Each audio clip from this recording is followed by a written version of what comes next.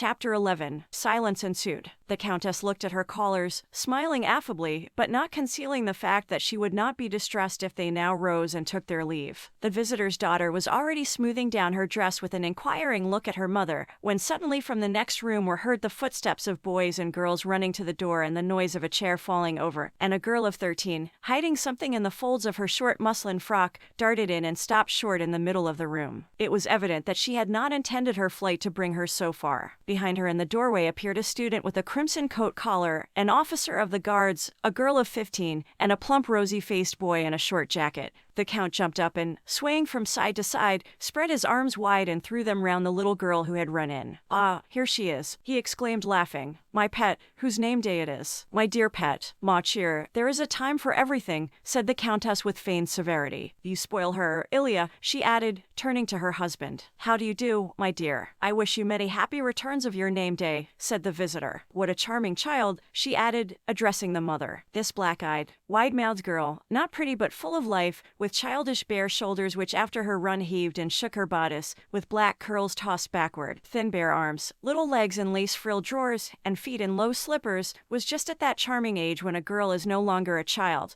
though the child is not yet a young woman. Escaping from her father, she ran to hide her flushed face in the lace of her mother's mantilla, not paying the least attention to her severe remark, and began to laugh. She laughed, and in fragmentary sentences tried to explain about a doll which she produced from the folds of her frock. "Do you say, my doll, Mimi, you say," was all Natasha managed to utter. She leaned against her mother and burst into such a loud, ringing fit of laughter that even the prim visitor could not help joining in. "Now then, go away and take your monstrosity with you," said the mother, pushing away her daughter with pretended sternness, and turning to the visitor she added, "She is my youngest girl." Natasha, raising her face for a moment from her mother's mantilla, glanced up at her through tears of laughter and again hid her face. The visitor, compelled to look on at this family scene, thought it necessary to take some part in it. "Tell me, my dear," said she to Natasha, "is Mimi a relation of yours? A daughter, I suppose?" Natasha did not like the visitor's tone of condescension to childish things. She did not reply, but looked at her seriously. Meanwhile, the younger generation, Boris, the officer, Anna Mikhailovna's son, Nicholas, the undergraduate, the Count's eldest son, Sonia, the Count's 15-year-old niece, and little Petya, his youngest boy, had all settled down in the drawing room and were obviously trying to restrain within the bounds of decorum the excitement and mirth that shone in all their faces. Evidently in the back rooms, from which they had dashed out so impetuously, the conversation had been more amusing than the drawing-room talk of society scandals, the weather, and Countess Apraxina. Now and then they glanced at one another, hardly able to suppress their laughter. The two young men, the student and the officer, friends from childhood, were of the same age and both handsome fellows, though not alike. Boris was tall and fair, and his calm and handsome face had regular, delicate features. Nicholas was short with curly hair and an open expression. Dark hairs were already showing on his upper lip,